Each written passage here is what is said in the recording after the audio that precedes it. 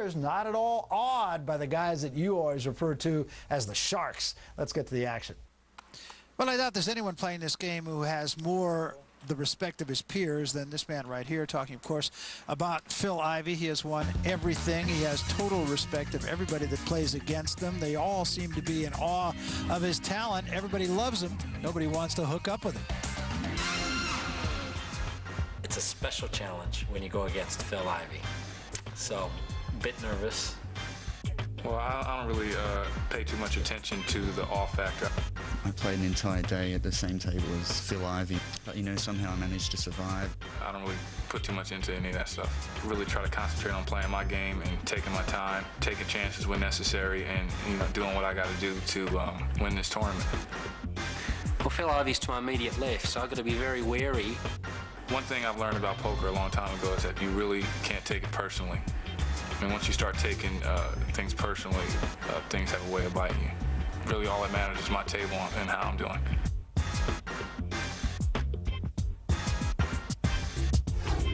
And that expression, of course, is part of what makes him a great player. It's an expression that just doesn't change. And if there's anything more frightening than having Phil Ivey at your table, it's having Phil Ivey at your table with a bunch of chips. Well, that's exactly right. But Gerry Fitt has picked up the pocket Cowboys.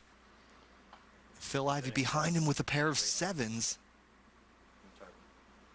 Might feel compelled to call. He does.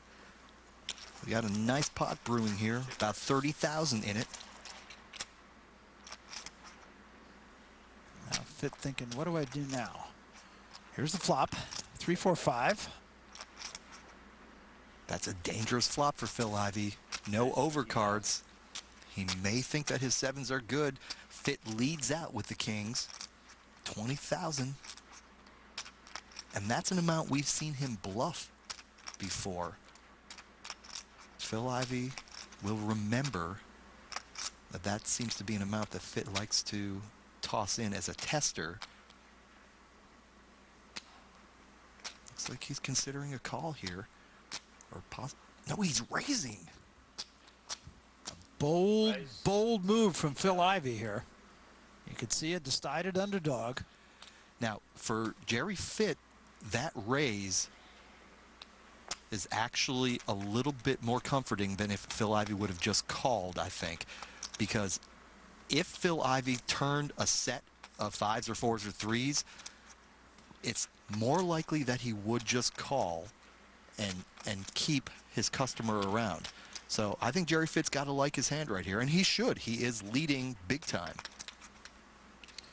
Yeah, and I don't think he's going to let those kings go. No, the question is, does he want to merely call or raise? And I think he should raise here. This is a nice, healthy 120,000 chip pot. A real big one for Gerry Fitt to take down. And I think if he does re-raise here, he's got a good chance of ending the hand.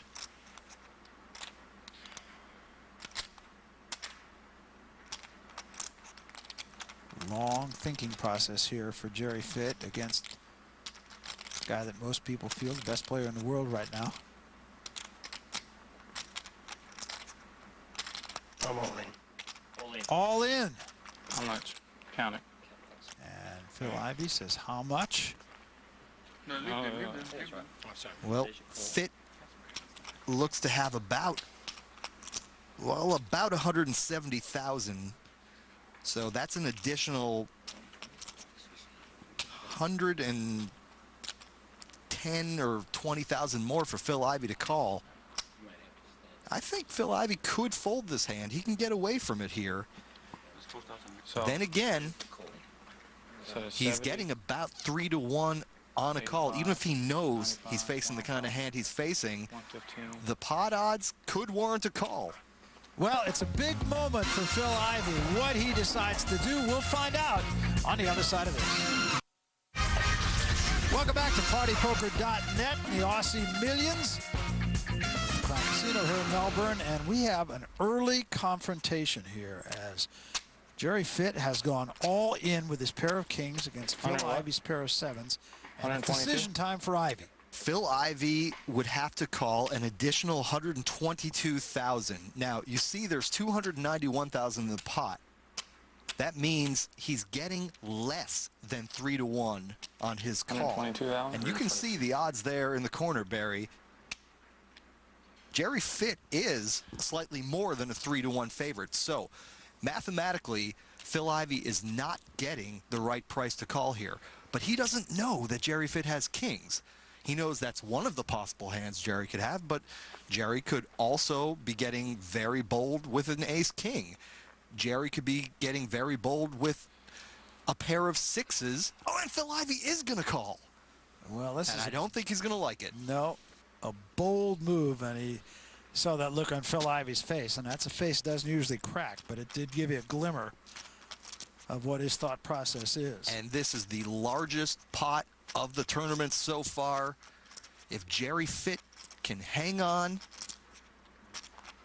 he will be the new chip leader at our table. The jack on the turn does no good to Phil Ivey. Ivey needs a 6 or a 7. And here is the river card.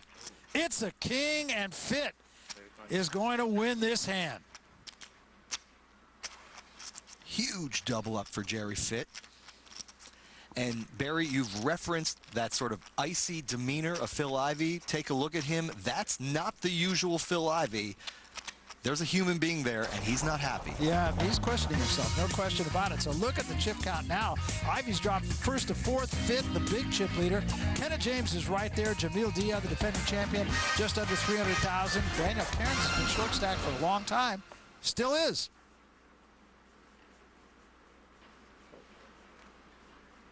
Kathy Liebert is just not getting any tickets.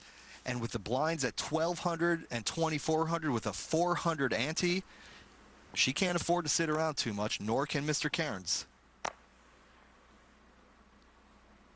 Priced 8,000. And Ivey raises 8,000 on a 9-7. He's on the button, taking advantage of his superior position. Kenneth James is in the big blind. It will cost him an additional 5,600 to see a flop, which he will do.